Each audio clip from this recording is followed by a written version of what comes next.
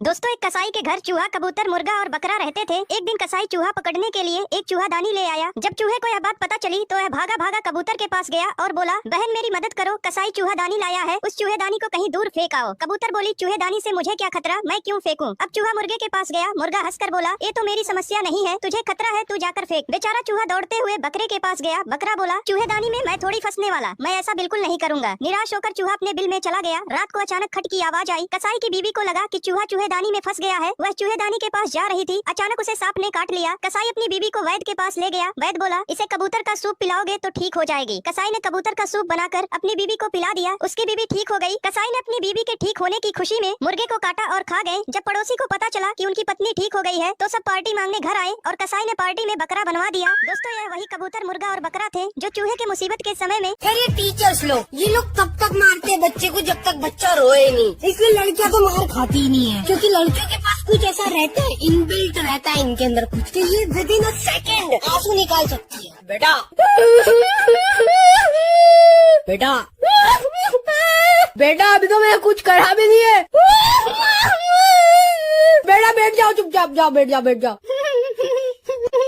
दोस्तों, एक महिला के घर एक तोता और एक कुत्ता रहते थे। एक दिन महिला ने मैकेनिक को फोन किया। बोली, मेरे हॉल में लगा एसी काम नहीं कर रहा है, तुम दोपहर को मेरे ऑफिस जाने के बाद आकर ठीक कर देना। पूरा घर लॉक रहेगा, सिर्फ हॉल खुला रहेगा। मेन डोर की चाबी बगल में रखे गमले के नीचे होगी। हॉल में एक डाबरमैन कुत्ता होगा जो बंधा नहीं होगा, पर डरना मत, वो ट्रेंड कुत्ता है, जब तक कोई आदेश न दे वह कुछ नहीं करता। और पिंजरे में एक तोता है, वह बहुत बोलता है, तुमको उसे एक शब्द भी नहीं कहना है वरना तुम खुद भुगतना। मैकेनिक बोला, ठीक है। दोपहर को मैकेनिक हॉल का ताला खोल कर अंदर आया तो देखा कुत्ता लेटा हुआ था, और जब आगे बढ़ा तो तोता बोलने लगा, अबे चोर क्या चुराया बे। मैकेनिक चुपचाप अपना काम करता रहा पूरे 2 घंटे तक, जब तक एसी बंद नहीं गया। तोता चिल्ला चिल्लाकर मैकेनिक के नाक में दम कर दिया। कभी उसे चोर कहता तो कभी गंदी गंदी गाली देता। काम खत्म होने के बाद जब मैकेनिक सामान समेट कर जाने लगा तभी तोता फिर चिढ़ाया, अबे चोर क्या चुराया बे। अब तो मैकेनिक के लिए सहना भी मुश्किल हो गया। वह सोचा, मैडम खामखा डरी रहती थी, भला पिंजरे में बंद तोता मेरा क्या उखाड़ लेगा। मैकेनिक का इतना बोलना था कि तोता गला फाड़ कर चिल्लाया, छू टॉमी छू, टॉमी इस गैंडे को मत छोड़ना। बेचारे मैकेनिक को 1 महीने तक हॉस्पिटल में भर्ती होना पड़ा। अमेरिका में जब रात को कुत्ता भौंकता है तो लोगों को लगता है कि शायद उसे भूख लग रही है।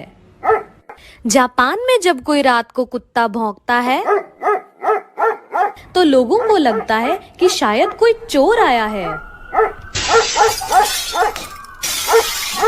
और इंडिया में जब कोई रात को कुत्ता भौंकता है तो लोगों को लगता है इसको पक्का किसी की आत्मा दिख रही है।